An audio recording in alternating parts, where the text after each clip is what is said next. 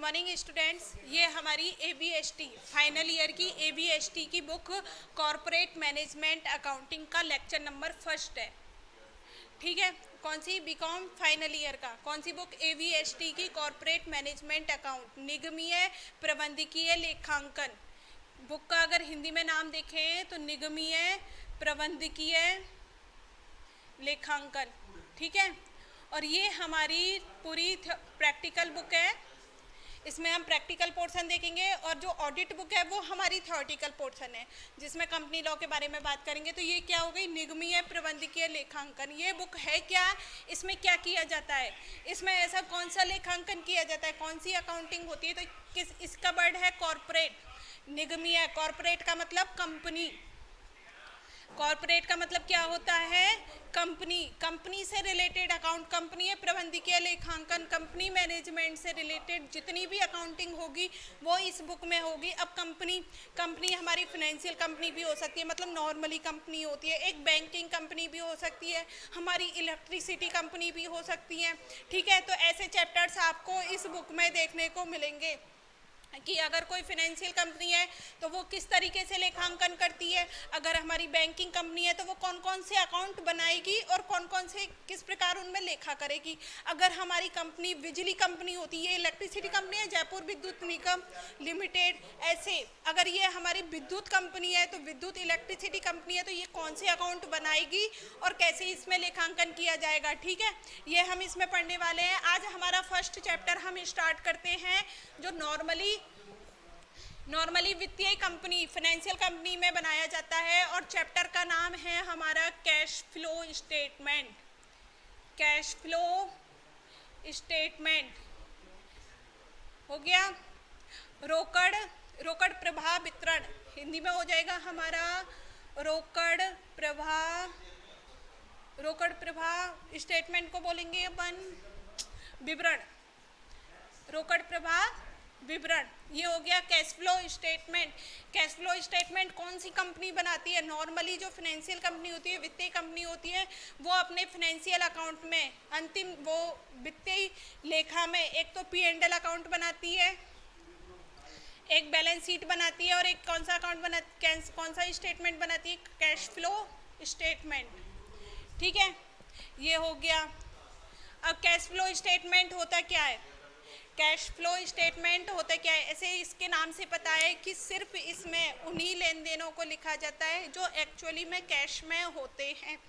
Cash flow statement ऐसा विवरण बनाया जाएगा जिसमें सिर्फ रोकड़ से रिलेटेड, नगद से रिलेटेड ही लेन देनों को लिखा जाता है।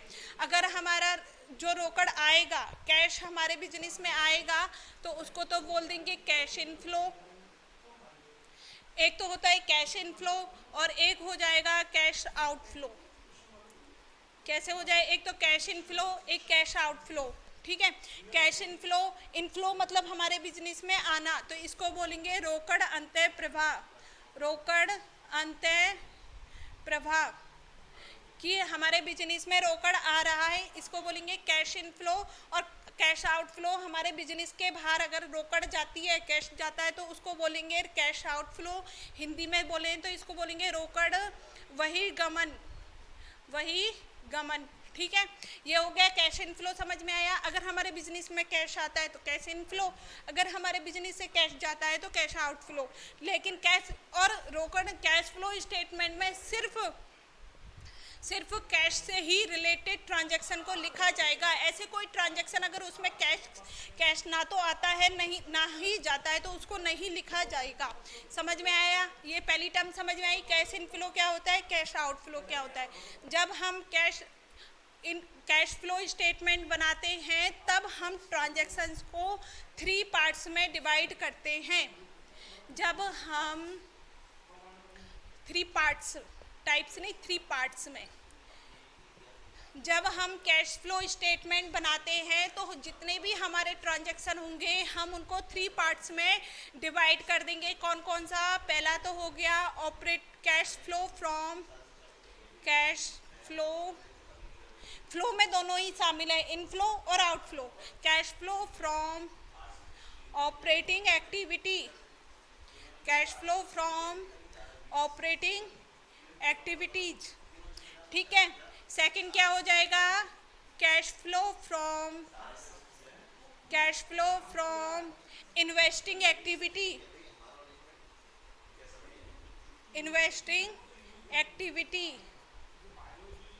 Cash flow from investing activity. और थर्ड हो जाएगा हमारा cash flow from financial activities, cash flow from financial activity. देखो समझ में आया, एक्टिविटीज क्या, जो कैश फ्लो स्टेटमेंट बनाएंगे, अब हमको बहुत सारे ट्रांजैक्शन दे रखे होंगे, उन ट्रांजैक्शन को हम 3 पार्ट्स में डिवाइड करेंगे। पहला cash flow from operating activity, cash flow from investing activity, और थर्ड हो जाएगा cash flow from financial activity. अगर आपको नोट्स बनाने तो बना लो, बाकी आपको सारे नोट्स प्रोवाइड करवाए जाएंगे, आपको सिर्फ न्यूमेरिकल समझने का काम है यहाँ पर। Cash flow from operating activity, operating activity मतलब परिचालन संबंधी गतिविधियाँ, परिचालन गतिविधियाँ। और यहाँ इन्वेस्टिंग को बोलेंगे निवेश संबंधी गतिविधियाँ, और फाइनेंस को बोलेंगे, फाइनेंस की हो जाएंगी वित्तीय गतिविधियाँ। एक्टिविटी मतलब गतिविधियाँ। अब होती क्या है, ऑपरेटिंग एक्टिविटी होती क्या है, इन्वेस्टिंग क्या होती है, और फाइनेंशियल क्या होती है। तो सबसे पहले हम बात करेंगे ऑपरेटिंग एक्टिविटी। ऑपरेटिंग एक्टिविटी ऐसी गतिविधियां जिनसे बिजनेस का डेली, जो हमारा बिजनेस है डेली रूटीन का चलता है, वो ऑपरेटिंग एक्टिविटी है। ऐसे कोई खर्चे, ऐसे कोई ट्रांजैक्शन जो हमें बिजनेस को चलाने के लिए डेली रूटीन में करने होते हैं, वो ऑपरेटिंग मतलब परिचालन। किसका ऑपरेट करना है, ऑपरेट मतलब किसी चीज़ को ऑपरेट करना, किसको ऑपरेट करना है, बिजनेस को चलाने के लिए जो डेली रूटीन में एक्टिविटी की जाती है वो हमारी ऑपरेटिंग एक्टिविटी होती हैं। एग्जाम्पल, बिजनेस को चलाने के लिए हमें परचेज भी करना पड़ेगा, सेल्स करना होता है, रेंट पे करना होता है, सैलरी पे करनी होती है, वेजेज पे करने होते हैं, और कुछ हमें एक्सपेंस भी करने होते हैं, डेप्रिसिएशन भी देना होता है। लेकिन डेप्रिसिएशन कैसी है, नॉन कैश आइटम है। ये हो गया। हमें इनकम टैक्स भी पे करना होता है, हो गया। क्या, ऑपरेटिंग एक्टिविटी ऐसी एक्टिविटी जो मुझे बिजनेस को डेली रूटीन में चलाने के लिए जो भी करना होगा वो ऑपरेटिंग एक्टिविटी हो जाएंगी। जैसे परचेज भी जरूरी, sales, rent, salary, wages, expenses, income tax. समझ में आया operating activity? Operating activity daily routine वाली एक्टिविटी, ये हो गया। अब इन्वेस्टिंग मतलब ऐसी कोई इन्वेस्ट क्या होता है कि मैं इन्वेस्ट करूं और उधर से मुझे कुछ इनकम होती है। इन्वेस्ट करना कि मैंने फ्यूचर में कोई एसेट्स खरीदी और मुझे उससे क्या होती है, इनकम होती है, तो वो मेरी क्या होती है, इन्वेस्ट होती है। तो इन्वेस्टिंग में क्या कौन सी आ जाएंगी, जैसे परचेज ऑफ मशीनरी। अगर मैं मशीनरी क्या करती हूँ, परचेज करती हूँ, तो किस में आएगी, इन्वेस्टिंग एक्टिविटी में। Sales of machinery. और इंटरेस्ट अगर मुझे रिसीव होता है, तो ये भी कौन सी है, मैंने इन्वेस्ट किया होगा तभी तो मुझे इंटरेस्ट रिसीव हो रहा है। डिविडेंड भी कब रिसीव होता है, जब मैंने क्या किया होगा, इन्वेस्ट किया होगा। तो ये हो गई मेरी इन्वेस्टिंग एक्टिविटी। कोई भी purchase of plant and machinery, furniture, equipment, कुछ भी परचेज करते हैं, कोई भी असेट्स परचेज करते हैं, किसमें आएगी, इन्वेस्टिंग एक्टिविटी में। तो सेल में भी sale of assets, interest receive, dividend receive, ये हो गई इन्वेस्टिंग एक्टिविटी। अब क्या है, फाइनेंशियल एक्टिविटी कौन सी है, ऐसी गतिविधियाँ जिससे मेरी कंपनी की जो फाइनेंशियल कंडीशन है, फाइनेंशियल कंडीशन किससे पता लगती है, कैपिटल से।